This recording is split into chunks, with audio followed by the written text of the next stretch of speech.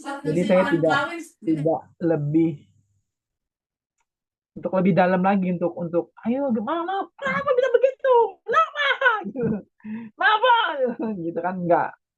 Jadi cuma saya bilang yang saya suka dengan satu ayat yang di mana hartamu berada di situ hatimu berada. Jadi Kolose 3 juga itu dari yang kemarin itu saya baca juga itu sangat menguatkan saya ya.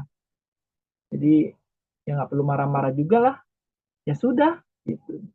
Nggak usah fokus sama masalahnya karena kita punya Tuhan yang luar biasa hebat. Uang bisa dicari, ya kan? Kalau misalnya istri saya stres sama cuman gara-gara itu, nanti saya juga yang susah jadi itu kan. Dan kalaupun saya harus menceraikan istri saya cuma gara-gara itu kayaknya nggak banget deh nih. Cuma gara-gara uang itu gitu. Jadinya ya tetap jalan sama istri saya tetap akan merawat dia sampai memang udah waktu Tuhan memisahkan kita dengan kematian tentunya ya Bapak Ibu ya. Jadi saya juga nggak mau ungkit-ungkit lagi ya udah udah gitu. Yang penting sekarang istri saya udah tidak stres, sudah harus move on lah walaupun dia udah minta maaf berkali-kali ya sudah lah sebenarnya sudah enough yang udah ya udah saya ngomong apa lagi gitu ya karena ketika dia mau kontrol ini hari ini harusnya kontrol tapi nggak jadi ya itu juga kan udah pressure buat dia hasilnya bagus apa enggak ketemu dokter nanti itu udah saya nggak mau nambahin beban lagi jadi saya buat tenang dia sedemikian sedemikian rupa dia tidak berpikiran yang aneh-aneh gitu karena itu masih bisa tersenyum sekarang gitu walaupun sebenarnya otaknya jujur saya nggak munafik lah ya jujur iya kacau tapi ya harus gitu ya Bu. Kemudian datanglah murid-murid Yohanes kepada Yesus dan berkata, "Mengapa kami dan orang Farisi berpuasa, tetapi murid-muridmu tidak?" Jawab Yesus kepada mereka, "Dapatkah sahabat-sahabat mempelai laki-laki berduka cita selama mempelai itu bersama mereka? Tetapi waktunya akan datang, mempelai itu diambil dari mereka, dan pada waktu itulah mereka akan berpuasa. Tidak seorang pun menambalkan secarik kain yang belum susut pada baju yang tua. Karena jika demikian, kain penambal itu akan mencabik baju itu, lalu makin besarlah koyaknya. Begitu pula anggur yang baru tidak diisikan ke dalam kantong kulit yang tua. Karena jika demikian, kantong itu akan koyak, sehingga anggur itu terbuang dan kantong itu pun hancur. Tetapi anggur yang baru disimpan orang dalam kantong yang baru pula. Dan dengan demikian, terpeliharalah kedua-duanya. Demikian. Shalom Bapak Ibu Saudara, tadi sudah dibacakan ya di Matius pasal 9 ayat yang 14 sampai 17 ya. Terima kasih lektor ya. Jadi Bapak Ibu, setiap kali ada pembacaan ayat Alkitab, Saudara dapat sesuatu apa ya? Itu pasti ditanyakan oleh moderator untuk Saudara sharingkan ya, Saudara bagikan. Kalau belum dapat ya nggak apa-apa. Pada saat setelah renungan ini dibagikan, saudara mungkin mendapat sesuatu, boleh saudara sampaikan juga, atau kalau belum mendapat juga nggak apa-apa ya. Nanti dalam pergumulan saudara merenung, dari situ akhirnya saudara dapat. Nah, coba catat saudara dapat apa, lalu nanti di next good day yang berikutnya saudara bagikan, oke? Pada hari ini saya coba fokus kepada ayat 17. Begitu pula anggur yang baru tidak diisikan ke dalam kantong kulit yang tua, karena jika demikian kantong itu akan koyak sehingga anggur itu terbuang dan kantong itu pun hancur. Tetapi anggur yang baru disimpan orang dalam kantong yang baru pula. Dan dengan demikian terpeliharalah kedua-duanya. Jadi kita perlu ngerti tentang ini, sehingga saya angkat temanya kantong kulit yang tua. Jadi secara saya mencoba meringkas ya dari apa yang bisa kita peroleh tentang mau definisi, mau gambar. Oh ya, nanti moderator tolong tunjukkan gambarnya atau multimedia tentang kantong kulit ya. Jadi kantong kulit itu bahannya dari kulitnya kambing ya, kulit kambing ya. Bahannya ya dari kulit kambing. Jadi itu untuk isi anggur. Nah, anggur itu kalau kantongnya baru, dia elastis ya, masih baru kan kulitnya, elastis. Nah, sedangkan anggur baru kalau dimasukkan ke sebuah tempat, dia tentu sedang berfermentasi ya, masih baru. Dan itu terus berfermentasi terus kalau anggur baru ya. Itu beda dengan anggur tua, sudah beda ya, kecepatan ini prosesnya ya, sehingga akhirnya ada banyak gas dan akhirnya biasanya akhirnya seperti meledak gitu ya. Pertamanya retak dulu karena tidak fleksibel lagi kalau kantong kulit atau tempat itu ya, new wine skin, old wine skin itu yang sudah lama itu tidak fleksibel lagi ya. Jadi kulit kambingnya tidak fleksibel lagi, akhirnya kalau diisi anggur yang baru yang memang nanti itu karena fermentasi, jadi dia akan membesar, meledak gitu ya. Ya akhirnya ya terbuang semua, nggak ada gunanya gitu ya. Nah, kita mencoba untuk mengerti ya mengenai ini. Saya coba untuk membawa Bapak Ibu Saudara untuk memahami tentang, jadi apakah pertanyaannya ya, apakah saya ini merupakan anggur atau kantong anggur atau old wineskin, kantong anggur yang lama, atau saya merupakan pribadi yang kantong anggur yang baru ya.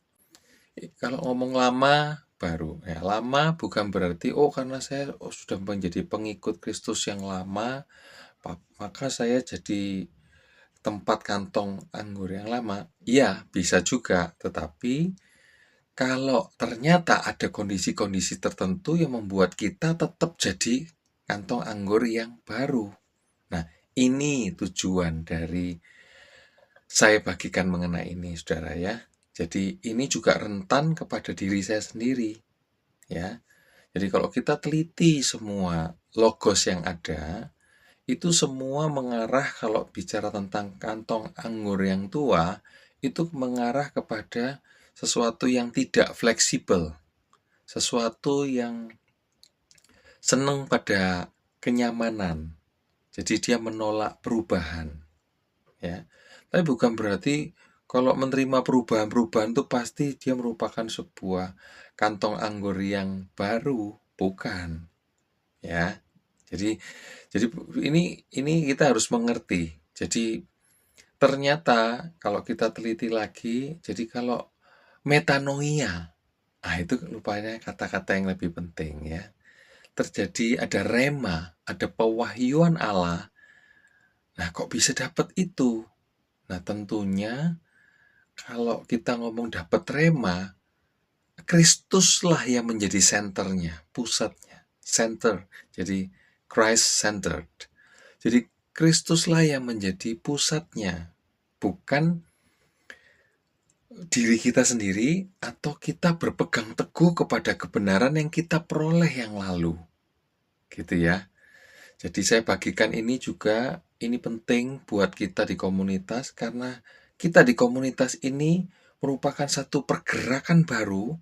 Kita sedang membangun dogma yang baru ya, yang tidak ada di luaran, sehingga akhirnya kita kalau nanti bangga pada komunitas ini, nah di situ letak hati-hatinya. Kebanggaan kita kepada komunitas ini karena kita baru, pengajarannya baru-baru. Akhirnya apa? Kita lupa pada saat kita berpegang pada pengajaran yang pada saat ini baru, kita pegang terus. Kalau kita tidak hidup bergaul dengan Kristus, kita nggak jadi murid Kristus, kita berhenti, tidak mengalami metanoia setiap saat, kalau ada pembaruan yang dia berikan kepada saya mengalami pertobatan. Jadi pertobatannya berulang-ulang, bukan pertobatan menerima Yesus sebagai Tuhan dan Juru Selamat, tapi ini yang saya katakan ada pertobatan dari, oh iya, ini sesuatu yang baru yang dia celikkan. Iya, ya Bapak. Nah, satu persatu. Nah, ketika pergerakan itu terjadi, itulah merupakan sebuah pembaruan. Itu jadi sebuah pertobatan. Jadi maka itu kita terus mengizinkan Dia yang berdaulat dalam hidup kita, dalam hidup saya. Saya berkata, Engkau berdaulat Bapa, Engkau berdaulat Tuhan. Sehingga akhirnya Dia terus berkata-kata dan membawa saya maju, membawa saudara maju di dalam pergerakan ini, saudara. Ya, jadi saya berharap Bapak Ibu Saudara lewat kesempatan yang pendek ini yang saya sampaikan pada saat ini, lewat Good Day kali ini, saudara bisa diskusi kalau saudara memang mendapatkan sesuatu, kalau tidak pun nggak apa-apa, kita bisa latihan memuji Tuhan, kita bisa sama-sama ini ya, bisa saling berbagi apa saja ya. Saudara bisa diskusi apa saja di dalam Good Day ya.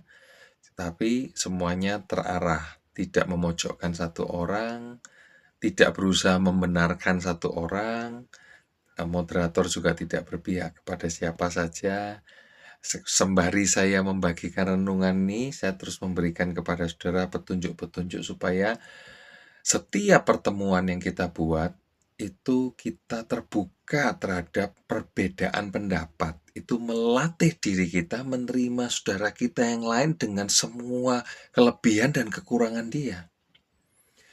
Nah, ini juga merupakan sebuah sikap untuk membawa kita tidak terjebak di dalam sebuah, tanda kutip saya bilang, kantong anggur yang lama. Jadi kalau kantong anggur yang baru itu siap terima anggur baru yang dicurahkan dari Allah kepada kita semua umatnya. Jadi apa? Pembaruan-pembaruan yang dia mau kita lakukan di dalam pergerakan kekristenan saat ini. Nah, kita juga mau tidak hanya berpegang kepada sesuatu yang lama saja, tapi bergerak terus yang baru tanpa harus menolak. Oh iya, saya berkata ini bukan berarti kita menolak perjanjian lama. Beda, saudara ya. Karena perjanjian lama adalah sebuah metafora atau jasmania, perjanjian baru adalah realitasnya, kenyataannya, rohaniahnya. Begitu ya. Jadi kita tidak bisa saya perjanjian baru aja, perjanjian lama saya tinggalkan. Enggak, karena kita belajar dari perjanjian lama yang merupakan metafora untuk kita hidupi sekarang perjanjian baru yang adalah kenyataannya. Yang sana jasmania, ini rohania. Ya, jadi seperti itu. Kita perlu mengerti bahwa kita bukan berarti nanti ya kita ini sekarang kita sebut orang Farisi itu berarti buruk ya. Enggak loh ya, orang Farisi enggak buruk. Dia mengerti hukum, dia ahli hukum. Nah, kita juga sama. Kita belajar Alkitab sama-sama. Lama-lama kita ahli kan. Nah, begitu ahli, kita terjebak lagi, saudara. Terjebak apa? Saya ahli. Kalau Kristus tidak tinggal di dalam hatiku, ya, kita tidak tiap hari bergaul karib dengan Allah, kita nggak ngalami metanoia tiap hari, bukan berarti saya orang yang saya pemimpin, saya ini orang yang rohani, terus berhenti di situ, maka saudara akan jadi kantong anggur yang tua. Ya, kalau diisi Allah ingin menyampaikan anggur baru kepada kita pada hari-hari ini, kantong anggur yang tua itu akan meledak, ya, pecah maksudnya ya. Karena apa? Nggak sanggup menampung semua yang Allah mau kerjakan. Maka itu kenapa kita jaga hidup kita kudus, ya. Mengapa itu jaga kita perkataan kita. Maka itu kita minta Bapa sendiri bentuk karakter kita dengan semua yang ada di komunitas ini, bergesekan, kita dipulihkan. Kita tahu bahwa kita ternyata masih sombong. Kita tahu bahwa kita masih tidak bisa menerima saudara kita yang lain. Berarti kasih kita belum sempurna. Kesempatan seperti ini, kesempatan seperti saudara di rumah, ya, kesempatan saudara di tempat kerja, saudara di proses. Manfaatkan kesempatan saudara dengan tetangga-tetangga dalam satu rukun tetangga, rukun warga saudara mengalami problem apapun itu ya. Saya nggak sebut ya, terlalu panjang. Membuat saudara bisa tahu bahwa saudara membutuhkan kasih yang besar untuk apa? Saudara dipulihkan. Makanya mintanya apa? Kasih, kasih dan kekudusan supaya saudara terus dipulihkan. Oke, semoga ini memantik saudara untuk mengalami pembaharuan terus, untuk terus berkomunikasi dengan Bapa tanpa henti, ya. Walaupun saudara kerja sambil masak, tidak tutup mata, sambil nyetir, tidak tutup mata. Berkatakan di dalam batinmu, serukan itu. Saudara sehingga terbiasa berseru dari batinmu. Bapa, tolong aku menghadapi si A. Sebut, berkati A Tuhan. Papa tolong si B, dia menjengkelkan sekali. Ampuni dia dari batinmu.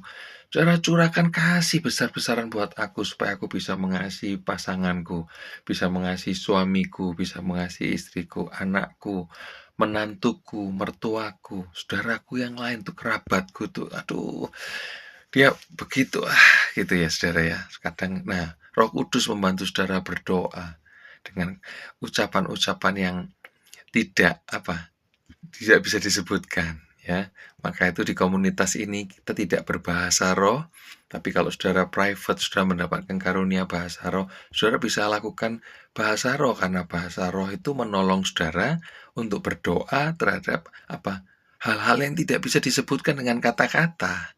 Maka itu kita harus ngerti ya, harus dewasa. Maka bahasa roh yang tanpa diartikan itu nggak penting.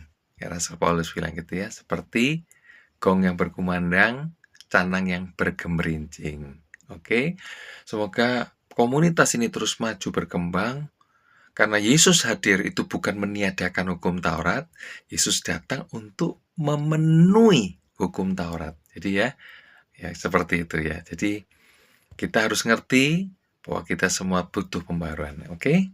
Semoga ini terus menginspirasi saudara untuk tetap melakukan diakonia, mengasihi saudara yang lain, juga praktek terus untuk mengalami pemulihan. Tuhan Yesus memberkati. Karena yang memang kita hadapi saat ini gitu, memang sulit untuk mengampuni, mengasihi gitu. Terlebih ketika kita fokusnya itu mencari kesalahan ya. Contohnya saya nih, mencari kesalahan istri saya. Jadi saya, wah ini dapat bahan nih. Mungkin saya ada kecewa gitu, kecewa dengan istri saya gitu. Jadi ketika dia dapat masalah, ya saya uber gitu. Saya uber, nih kamu salah nih karena kamu begini begini begini begini gitu. Akhirnya saya nggak introspeksi diri saya gitu. Padahal saya juga punya kesalahan gitu. Saya punya kesalahan dan akhirnya saya fokus mencari kesalahan istri saya gitu. Padahal sebenarnya ketika kita fokus sama kesalahan orang lain atau kita mencari kesalahan orang lain, sebenarnya kita juga melakukan kesalahan yang sama gitu. Jadi saya ingin hanya ingin mengatakan jangan cari kesalahan orang lain, tapi lihat dulu kita sudah benar apa belum. Ketika kita sudah benar, kita baru bisa bisa bisa ya kayak saya. Akhirnya saya ya udahlah, nggak usah cari kesalahan istri saya, tapi fokus apa yang saya lakukan gitu. Jadi mungkin mungkin ketika lagi ada masalah itu mungkin saya perlu diem, perlu menenangkan diri, nggak gerusak-gerusuk. Jadi ketika saya dalam diam itu, saya bisa meresponi dengan benar gitu. Nggak harus saya nyala-nyalain diri saya, nggak harus saya juga ya bahasa-bahasa yang aneh-aneh nggak perlu ya. Tapi ketika kita diam, duduk, tenang, kita akan menerima hikmat, maksud saya kita memiliki respon yang benar. Jadi sebelum kita meresponi, kita harus duduk duduk tenang dulu ya, berpikir dengan jernih, baru kita bisa input dan outputnya itu menurut saya akan jauh lebih baik daripada ketika kita sedang di dalam masalah langsung kita keluarkan gitu akan efeknya nggak bagus akhirnya. Itu sih Bu Santi yang saya alami saat ini gitu. Saya sebagian pernyataan dari Pak Kro kurang setuju, sebagian setuju. Yang mananya yang setuju? Yang Pak Kro bilang, kalau kita melihat ada kesalahan saudara kita, cek dulu diri kita. Kalau kita udah benar, baru kita bisa cek orang lain. Nah, ini kurang benar menurut saya. Karena kalau kita nunggu sampai benar, baru kita bisa koreksi saudara kita, masalahnya kita nggak akan pernah sampai benar, Pak. Benar nggak? Seperti itu. Jadi yang penting buat saya, bersihkan motivasi kita, itu yang disebut dengan kantong baru. Selama hati kita murni, ketika kita melihat kesalahan saudara kita, kita akan tahu apakah pada saat itu harus kita koreksi atau kita biarkan saja. Nanti akan ada waktu yang tepat ketika memang tiba-tiba hati kita digerakkan untuk mengoreksi saat itu, ya kita koreksi. Kalau tidak, ya udah biarin aja. Itu sih yang saya membiasakan diri untuk melakukan. Sehingga ketika kita melihat kesalahan saudara kita, tujuan kita bukan mau mencari kesalahan dia. Kita harus pastikan hati kita selalu diisi dan dipenuhi dengan kasih. Kalau kita tujuannya mau mencari kesalahan saudara kita, berarti nggak murni. Karena tujuannya mau mencari kesalahan saudara kita. Tapi kalau hati kita sudah kita cek, sudah kita uji, tujuannya ketika saya melihat saudara saya mau yang salah dan saya mau mengoreksi, itu tujuannya karena mengasihi, maka saya akan lakukan koreksi terhadap saudara saya.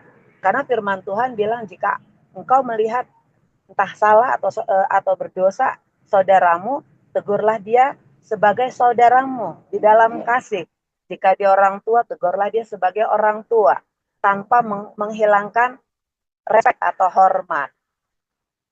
Walaupun di satu sisi ketika kita menegur saudara kita, yang namanya teguran tuh nggak ada yang enak. Selembut apapun, semesra apapun teguran itu kita sampaikan, akan terasa menohok atau tertusuk oleh saudara kita yang menerima teguran tersebut. Karena memang teguran itu kalau yang dari roh itu kan seperti pedang bermata dua yang memisahkan tulang dan sumsum. Sakit sekali. Apalagi saudara yang sedang kita tegur itu belum siap gitu. Masih kantong yang lama.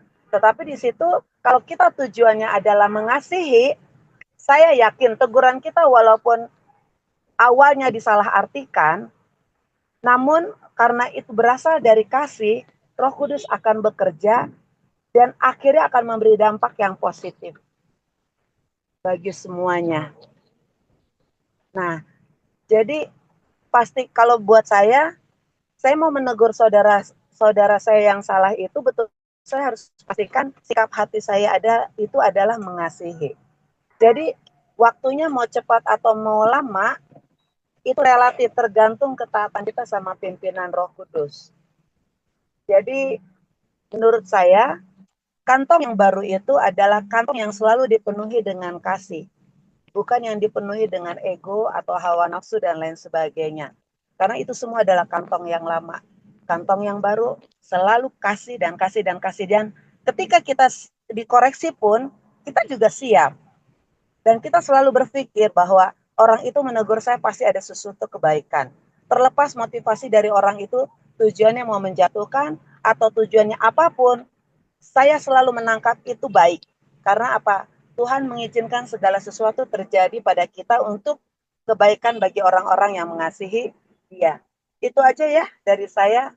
Terima kasih Bu Endang, terima kasih Pak Kro buat sharingnya. Semoga ini bisa menjadi berkat bagi kita semua. Lagu ini saya tulis sendiri.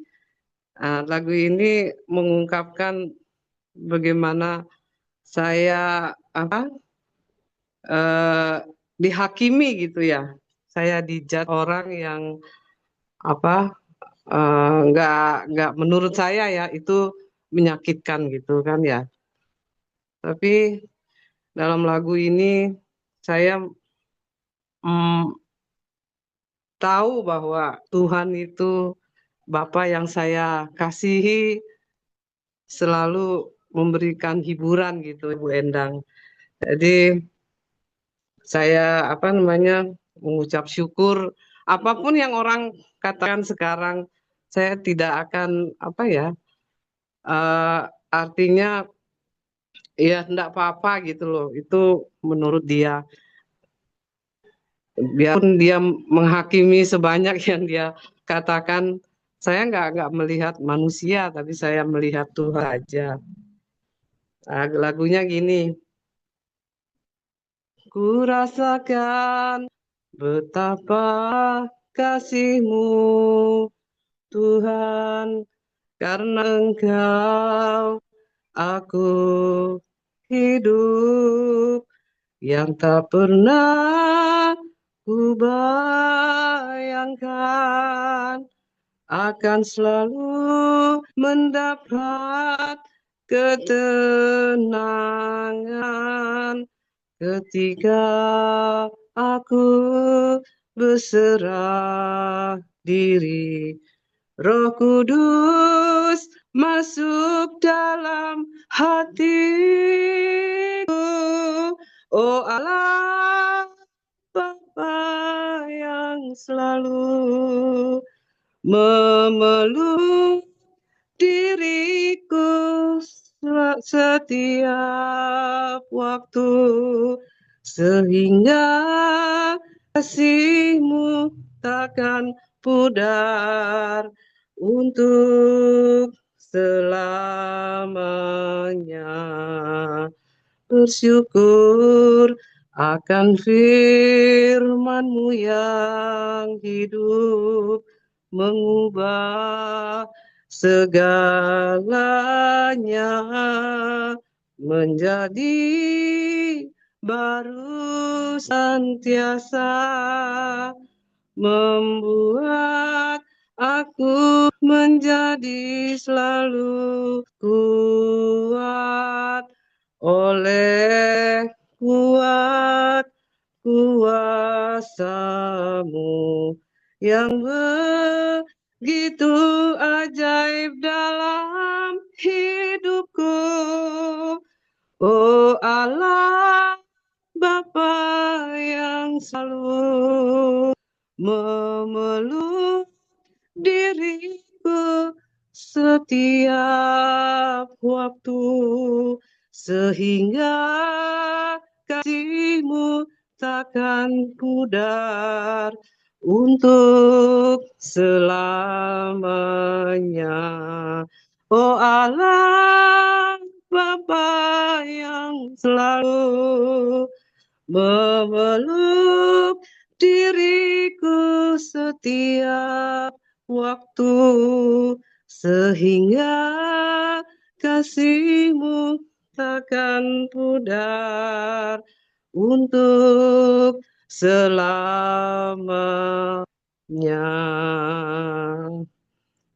Iya, kalau saya shalom semuanya ya. Kalau saya lihat ya, kita itu tidak mudah ya kadang-kadang umpamanya yang tua salah kita nasehatin.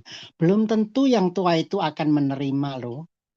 Hal itu tidak mudah. Kalau sebaiknya ya kalau saya lihat ya masing-masing orang itu harus mengaca pada dirinya.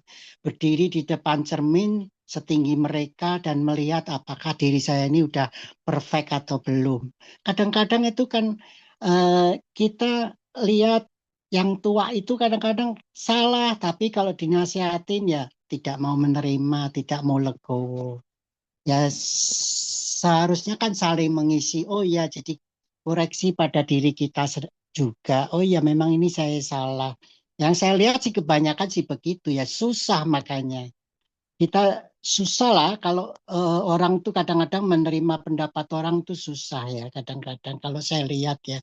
Kalau saya sih bercermin gini, oh orang nasihatin kita.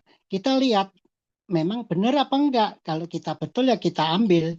Kalau umpama oh salah ya kita bilang gitu. Jangan kadang-kadang kita kan orang itu tidak mau menerima malah jadi toksik buat kita juga gitu loh. Yang saya tahu sih begitu sih. Dia tidak mau legowo. Oh ya memang ini saya salah, sorry. Orang kadang-kadang kan mengucapkan kata-kata sorry itu ya berat, padahal dia itu salah gitu loh. Kalau saya berpikirnya sih begitu ya. Jadi kita itu ya hidup di dunia ini ya serba susah. Masing-masing orang akan megang egonya masing-masing gitu loh. Menurut pendapat saya sih begitulah. Sekarang saya mau akan sedikit menyapa Bu Bali. Shalom Bu Bali. Bu Ya, Bali. Pak Wijono, belum juga. Ya, Bu Bali, kenapa sekarang tidak pernah masuk di dokter Mesos? Dulu kan selalu membanggakan Pak Awe, aduh sebagai figur bapak saya yang saya kasih sayangin, bla bla bla. Kenapa sekarang tidak pernah masuk sama sekali, Pak Bu Bali? Enggak ada apa-apa, Pak Wijono, jangan jangan Oh, bahas yang gitu. Ya, iya, lanjut. kita Ya, kita kita Pak tahu, Wiono, kita terima kasih ya. ya Pak. Iya, terima Bentar, kasih. sebentar. Saya mau anu Bu Bali.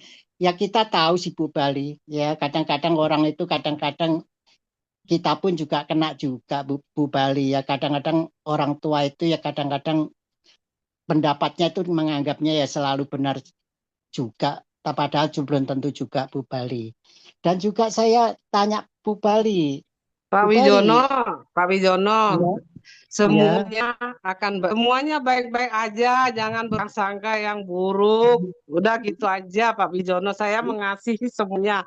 Saya mengasihi Pak HW, siapapun yang Pak Wijono sebut itu sudah jangan dikatakan, jangan dilanjutkan ya lagi. kita Oke, Pak Wijono. bukan, kita Udah. tutup buku ya, sudah ditutup bukunya sudah ditutup Ya, Bu Amin. Bali. sudah, Ya sudah, Bu sudah. Bali, Bu Bali, kenapa I Bu love Bali you ada all. Bu Bali, ini ya, kenapa Pak Bu Bali Wijono ada kasih yang lain. Pak Wijono nanti yang Oke, lain yang bicara. Pak Wiono japri sama Ibu Bali aja. Nanti aja ya Oke, Pak. oke, Oke, oke, terima Oke. kasih makasih Pak ya. Wiono ya. Ya, Oke, oke. tuh. Ya, sebentar ya. Ini ada kantong anggur yang baru. Mengapa Tuhan Yesus tidak menyuruh menaruh anggur yang baru itu ke dalam kantung yang lama? Kalau saya baca tadi memang kalau kantong yang lama itu mungkin kalau kita pakai pemahaman yang lama ya, doktrin yang lama, cara berpikir kita yang lama nggak masuk dengan sekarang. Jadi kalau Pak Wiono apa namanya memberi saran ataupun apa tidak suka ya dengan eh, tingkah laku seseorang, ya yang penting Pak Wiono sudah kasih tahu ya kan. Kalau dia nggak mau terima ya nggak apa-apa, nggak usah maksa kan. Begitu saja Pak Wiono istilahnya ya.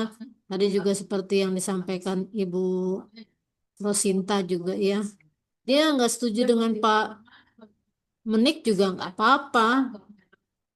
Kalau dia dengan bertahan dengan kebenaran, dia harus menyampaikan kebenaran ya nggak apa-apa juga.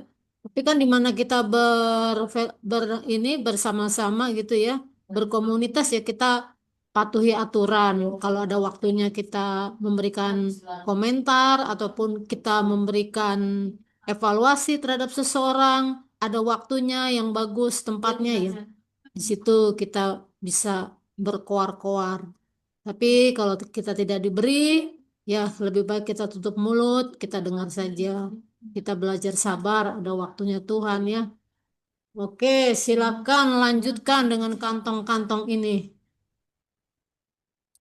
Nah, ini kantong kantong anggur ya. Ini kulit banget nih, kulit sekali nih. Kira-kira dari kulit apa dia dibuat ya? Kulit Kulit sapi? kulit kambing, Bu. Oh, kulit kambing. Harus kulit kambing ya. Mm-mm. Jadi ini Tadi jahit kan di renungannya Pak David juga dikatakan dari kulit kambing. kulit kambing ya. Oke, kulit kambing. Karena kalau kambing itu pas ukurannya. Lebih kuat ya, Kulitnya lebih tebal, Bu, lebih tebal. daripada karena kan dia mengalami fermentasi toh, apalagi kalau anggur baru.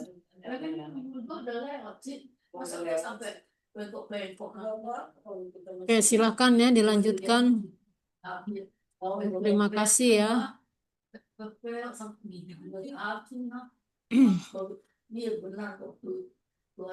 Oke, kita lanjutkan. Masih berisik di tempat saya. Silakan dibantu Ibu Endang. Oke, ya. Silakan Bapak Ibu yang lain, Cece. Shalom, tadi saya belum menyapa ya, tapi sudah disapa sama Bu Santi ya. Terima kasih tadi Pak Menik, Bu Rosinta, Pak Wiono, Bu Bali ya. Terima kasih. Ada yang lain lagi, Pak Yance mau bernyanyi, silahkan boleh Pak Yance. Atau mau Suara saya Bu nggak begitu, ini lagi kurang Enak fit. badan. Cuman mau iya cuacanya nih saya nggak kemana-mana nih hari Jumat hujan. Jadi saya tetap syukur aja Bu mengenai kantong kulit yang lama dengan yang baru. Memang kita ini dari latar belakang gereja lama ya. Saya terkaget-kaget dan juga dulunya saya seperti jemaat-jemaat yang lama ya, yang seperti ahli-ahli Taurat dan orang-orang Farisi yang mengenal bahwa dosa itu dari Adam dan Hawa. Ternyata setelah saya masuk di dalam jobnya Pak Paul sih sebenarnya udah lama loh. Kurang lebih 5 tahunan ya. Dan saya pelajari ya memang banyak hal-hal yang baru. Dan yang tercelikkan, kalau kita masih memakai kantong ini yang lama, gereja apa itu doktrin-doktrin lama, kita akan berperang di dalam pikiran kita. Masa ya begitu? Oh ya ternyata kalau kita baca di dalam perjanjian seperti Pak David bilang, bacalah perjanjian lama itu adalah metafora. Isinya adalah perjanjian baru yaitu Yesus. Intinya Yesus kan yang bicara bukan ahli Taurat. Bahwa kantong yang anggur yang baru itu harus diisi di kantong kulit yang baru karena kalau nggak fleksibel. Jadi kaku kan, yang kantong lama itu udah ketuaan. Seperti saya ini udah tua. Jadi kalau ada baru yang masuk ini bisa memporandakan kantong saya. Saya juga mengucap syukur aja ya. Dilembutkan oleh Tuhan Yesus. Jadi dimetanoiakan. Jadi kita apalagi seperti wadah ya. Kita ini seperti suatu tembikar yang jadi pecah dan dibentuk lagi, muda lagi ya. Jadi kita pikiran-pikiran kita udah nggak pakai pikiran kantong lama, tapi pikiran-pikiran baru yang bermetanoia. Itu aja dulu. Thank you.